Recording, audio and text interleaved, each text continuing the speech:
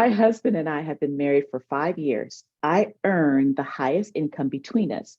He has intentionally not worked in high paying jobs, although he could have, because he wanted to devote time to building his own business. That Mm. business has never taken off. I don't want to pay him alimony for sitting on his butt for 5 years. Am I obligated to support a man who hasn't pulled his weight? Sincerely, not giving him a dime. So he might have been able to do more, but you might not be able to prove that. You might have thought Mhm. he needed to go out and get a better job, but if he didn't prove that he had that earning capacity at any point in his life, I think you might be stuck.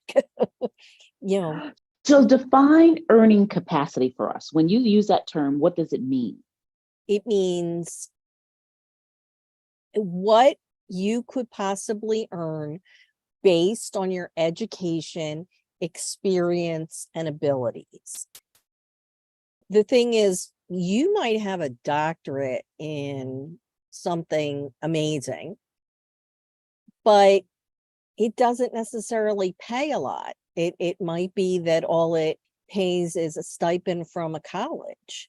So that doesn't necessarily mean that you have that earning capacity. Or maybe you were a big executive 15 years ago, but you stayed at home to raise the children. Mm, And now you have to get back in the workforce. You've lost your connections, you've lost your experience. People mm. have already put in time and jumped ahead of you. Doesn't necessarily mean you can just step right in and earn what you used to earn. So it really, you have to look at everything, just not the paycheck. It could be, Okay. like in some cases I've had, someone was making tons of money, was really, really smart, but then they had a traumatic brain injury. So Yikes. they're not going to be able to come back. They're not going to be able to do what they used to do.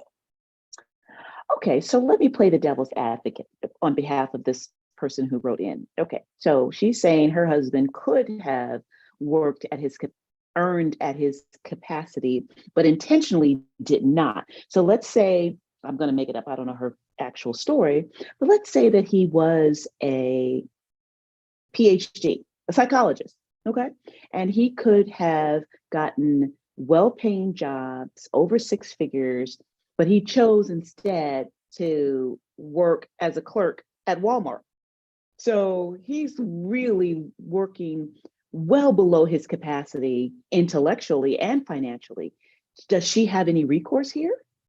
Well, certainly, I mean, there's going to be the conjecture that he could earn more. So in those situations, someone would get an expert to Mm, say, well, based on their experience or their education, or their age, they should, even at a starting position, be getting, making this amount of money, not minimum wage.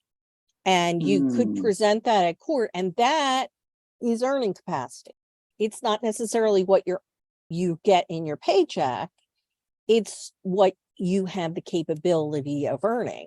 So you do have yeah, recourse. It's expensive to sometimes yeah. get the experts, but in some courts, the hearing officer will go on monster.com and say, Mhm. okay, well, someone with your earning capacity, your experience, and your education, you would have this earning capacity. And I'm going to I'm going to say, this is what you should be earning, even if all you're doing is going and working at Walmart as a clerk.